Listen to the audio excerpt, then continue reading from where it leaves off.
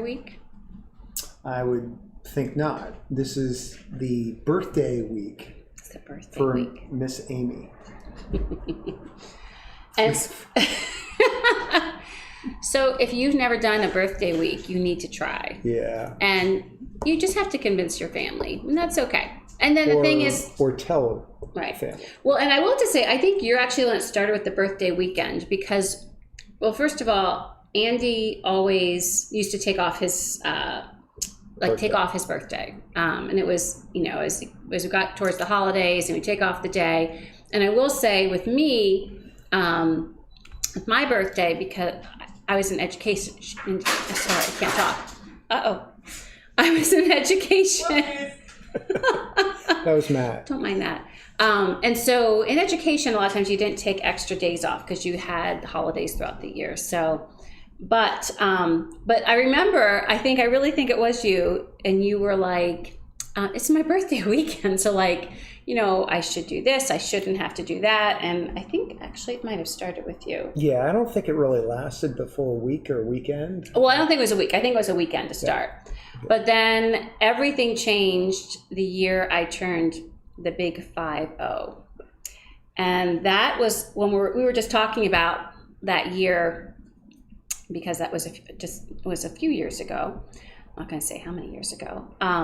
But what I'm realizing is that was probably like a 4-month. It was like a birthday 4 months or something, because I hadn't struggled at all with turning anything. Like 30 was fine, 40 was fine, and I really struggled with 50. Do you remember that? I do. I don't know why though. I don't know why, and it was unlike me, but really. And then what was good was I was anxious about it, and then once it happened, I was like, oh, I'm still the same, and that's okay. I'm just a new number.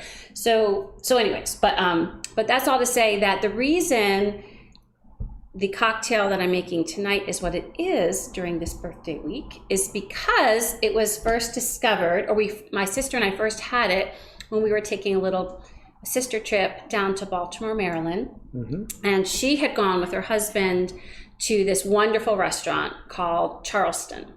And she had raved about it and said, if we go down there, that we need to go to that restaurant. So we went there, and when we were ordering a cocktail, we both had our eye on this. And I don't remember if it was exactly called the Orange Martini, exactly what the name was, but it was, in essence, what I'm going to make tonight.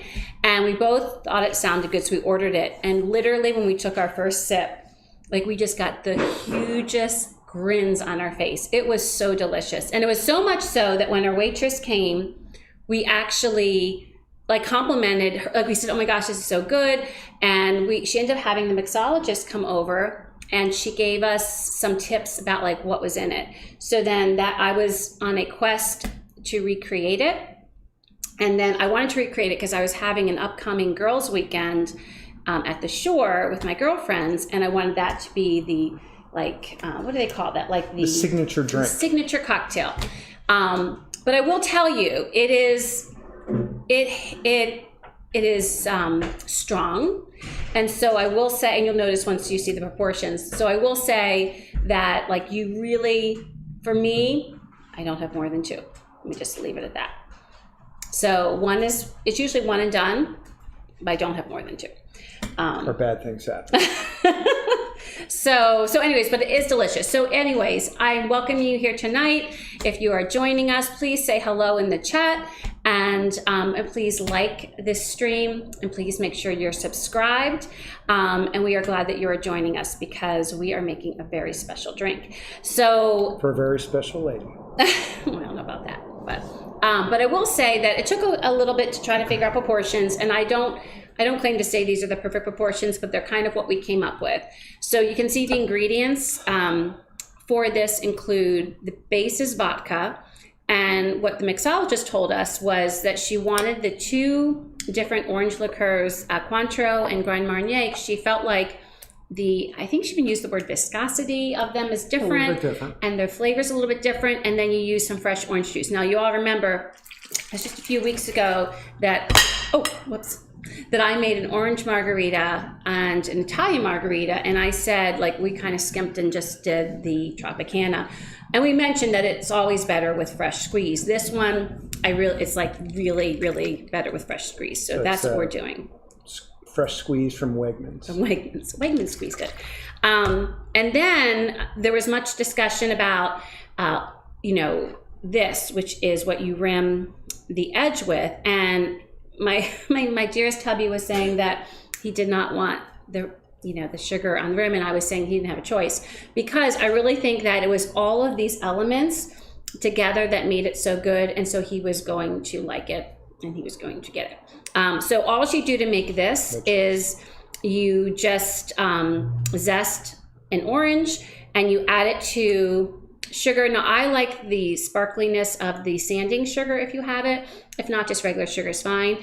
But we had a little, Sure. Just don't drop it. We had a little error earlier. Yeah. Because it turns orange. And so to get it to turn orange, by the way, is you want to shake it briskly in some sort of covered container, and then it ends up all that essence kind of goes onto the sugar. So then I put it out to kind of dry, and you know what happened? And this, of course, makes total sense. Turned into a pancake. It turned into like a brick of flat sugar. So just a few minutes before we started, I brought it over, and it was like solid. So so we got out. I've never used the mortar and pestle for this, but this worked. So we kind of scooched it in there and got it all loose again. So just be mindful of that if you are doing it. But anyway, so should I begin? You should. Okay. Would you actually do me a favor? Sure. And would you fill this about 2/3 full with ice? Yep. Thank you. So he's going to put the ice in there, and also you can get out the Prosecco too. And while he's doing that, I'm going to get the glasses ready. So tonight, because it's special, I want to use special glasses. So we are using these coupes. Now, we've used it like in a more of a flat martini kind of glass, but Matt is joining us, and so I wanted to have 3, and my OCD says I want them the same. But also, these are special. These are actually, this is Crystal from Andy's parents. That was theirs, and they're beautiful. They're really pretty and sparkly. Pretty glasses. They're really pretty. So she made me open up the Prosecco prior to this, you don't need it open yet. No. So anyway, so to rim it, basically what's good to do is just to take that orange and put it around the rim, and then all you do is you just do a little dip, and there you go, and it's all pretty. It's pretty and sparkly. So, I think with drinks, it's sometimes the little things. And I remember last week when you were doing your Manhattan, yes? When you were doing your Manhattan, you were doing that little essence with was it lemon? It was a lemon. Or orange. It was lemon. It was from Rob. Yes, and so you kind of squeezed so the oils came out, and you did this around the rim. And this is with the juice so that the sugar sticks. But I think the point is the same, is that with cocktails, I think sometimes the little things really make a difference. That's and right. so don't skimp on the little things. Now, I will have to say we've made this before for just ourselves, and we've not gone through the fuss of this. But if you're doing it for an occasion, if you're doing it for guests, I really do think doing this. It's not hard to do. So. It's nice, yeah. So anyway, so I'm going to put this over here. And now I'm going to triple the recipe. So I will talk about different proportions, and but I'm going to triple it for our purposes. So most of it is vodka, and so per drink it would be 2 ounces. So I'm going to be putting 6 ounces in here. I'm going to use our lovely Tupperware one, and you can see the big jug of vodka that we have because my husband is very. It's a better deal for 1.75 liters. He's all about the deals. So luckily, the way this is designed, I can actually handle it. But the other ones that don't have such a handle like this jug, it does make it a little more difficult. So I'm putting 3 of these in because this is a 2 ounce. This one's a 2 ounce little cup. All right. So we have that. And then there is just a 1/2 ounce of each of these. So just a 1/2 of this, a 1/2 of that. So that'll be... Tracy said you fancy. Oh, we fancy tonight, Tracy. I'm glad you joined us, Tracy. So a 1/2 ounce for 1. So it's going to be 1 1/2 for 3. And so this one actually is perfect 1 1/2. So I'm going to use this. And so this is Cointreau. There we go. And then we're going to do the same proportion for the Grand Marnier. So Tracy, I was talking about how this packs quite a punch. So yeah, only two, no more than two. Tracy was down there at that. She was there. Little event, right? She was there at the event. So that was 1.5 ounces because it's for 3. This is so easy to pour because it's a little one, which is nice. And then per drink, there is 1 ounce of orange juice. So there'll be 3 ounces. So since these are 1.5, I'm gonna just put 2 of these. We got the fresh squeezed. And this just, tight. That's okay, we got it. All right. And then that's all there is to it, except a nice little flourish at the end. So let me move this out of the way and let me get the, nope, I like to shake. I got it, thank you though. Okay, nope, make sure that's on. Okay, that's worrying me a little bit. There we go, it's because that was on. All right. All right. Give us a good shake. Getting cold, right? That's good. Oh, yes, please. Oh, Trace, I wish I could send these across the river to you. And I'm making cauliflower breadsticks for dinner. There you go. Absolutely. All right. So, ooh, nice. And we're going to pour some. And now, I don't expect these to totally fill, but you want to make sure you don't fill it because there is a flourish at the end. So I'm definitely not going to fill it because I want to make sure, first of all, I get them all balanced or divided. But I also want to make sure I have some room at the end. So divvy it up. Oh, okay, I'm going to stop just because I want to make sure. So the flourish at the end is Prosecco. So you just give a splash of Prosecco, and we just opened this. It's going to pop. Oh, it didn't pop too bad. Good. So I'm going to put a splash. It was previously popped. And a splash. By the way, Nancy wanted to let you know that she's tuned in, but she cannot for the life of her figure out how to check. Oh, Nancy, Maddie will have to help you with that. She just texted me and said you were a great sous chef. So. And I will say that birthday weekend, my sister brought all the ingredients for this drink when we recreated it. So it's nice to have a little garnish. So I just put a little bit of orange, and I had clementine. So I just put a little clementine on there. Cool. And I think that's all she wrote. So there you go. Oh, they're set. They are set. So you want to take yours and we'll do a little toast. Oh, be careful. Be careful. Okay.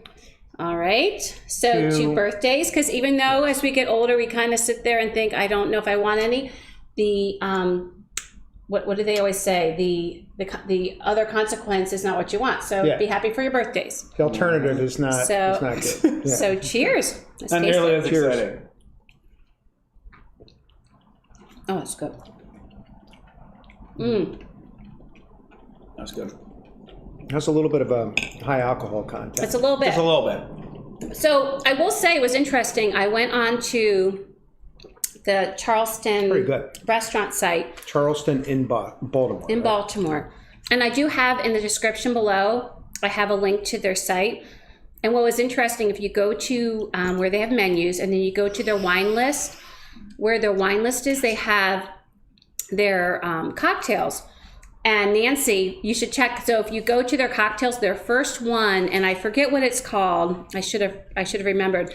But their first cocktail is a version of this. Now what they've done, they've tweaked it, and they do use an orange vodka in addition. But they also are adding a little bit of peach and lime. Oh no, I'm sure their mixologist is amazing, so I'm sure it's delicious. So they have their version of it now is a little bit different. Which I thought was really interesting because I was just curious to see if it was still there because it was a few years ago. So it's similar. Though, it's similar, and I just thought it was interesting that they still have a version of it there. So I thought that was kind of cool.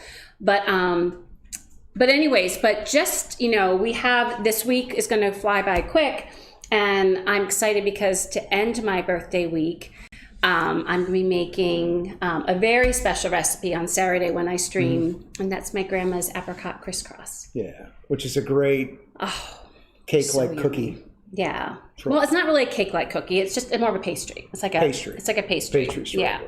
But awesome. it is actually not difficult. It seems daunting. I remember the first time it seemed daunting, but if you just follow you do the crisscross. Right. But if you just follow the steps, what's nice with the recipe, and I'll talk about this on Saturday, is it's very forgiving actually, because once it cooks and bakes up, any little errors that you might have had, they kind of go away.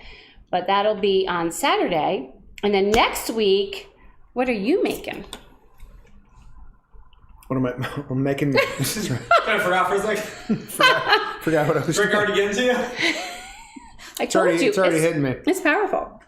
No, I am making a Negroni, which is one of my favorite drinks. There's a place, ironically, right down the street from us called Royal Boucherie, which they have Negroni bars, and it used to be owned by a place or by a guy named Nick Elmy, and ironically, we're going to his other restaurant, like his restaurant of restaurants, right, on Saturday after we do the apricot crisscross. Yeah, it's a little further. It's a little further in South Philly. It's called Laurel, so it's great restaurant. We have not been there yet, and we're very excited. It's like a price fixed menu. Yep. French restaurant. Is it French? I think so. Trace, is it French? You'll have to let me know in the chat. I think it's still French inspired. And we have been wanting for years to go there, so I'm super excited to go there. But we used to and we still like Royal Boucherie, but he's the one that opened Royal Boucherie. They kind of like have a Negroni menu that you can get different types, and it's great. Sure. Oh yeah, there you go. Oh, thank you, Maddie. And Maddie, will you get a nice little picture of that for me? Making sure it's the sugar side that shows pretty. And Tracy said yes. It is French. Awesome. Yeah. Awesome.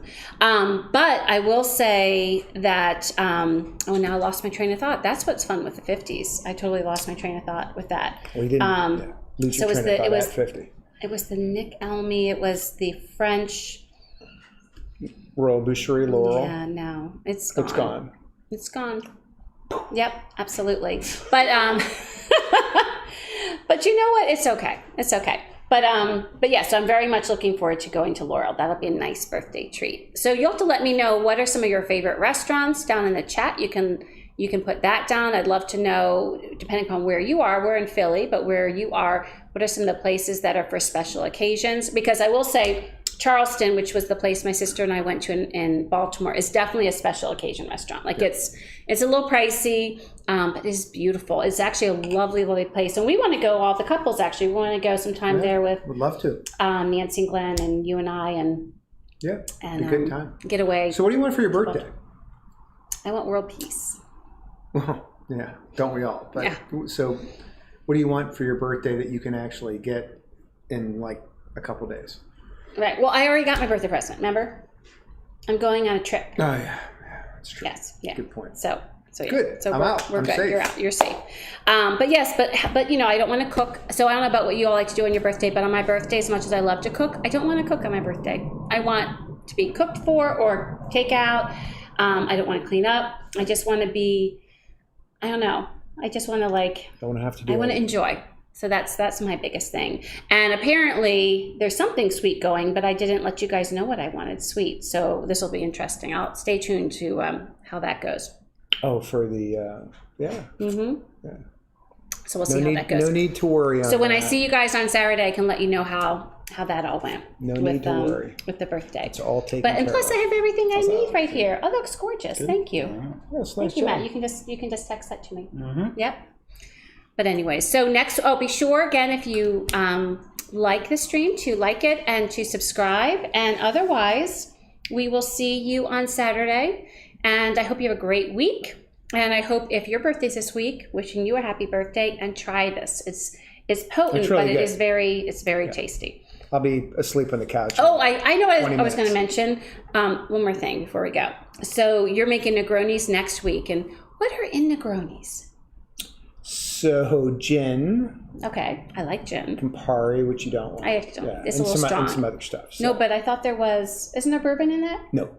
Oh. No. Oh, I'll try it though. I don't want one. There's a version, and I can't think what it's called right now, that is actually made like a Negroni, with bourbon in it, with the and not gin, but I can't think what the name of it is right now. Yeah, because I think I have tried one, and I'm just straight and I don't think I think it's a little. But you don't too, like Campari, right? I do like what's the one I like? The orange one that we make the spritzer. Aperol. Aperol. And I know Campari is different than Aperol, but they're similar. It's just I think it's more bitter. It's a little bit more bitter. Yeah, it is. But anyway, so I'll have a taste. You'll have wine. I'll have a taste of wine. So if you want to have wine with me, just join us and find out how the Negronis are made for someone you love. Yep. And have a great week. Cheers. Happy birthday. Thank you. Almost. Happy birthday week. Mm-hmm. And I hope everyone see everyone on Saturday.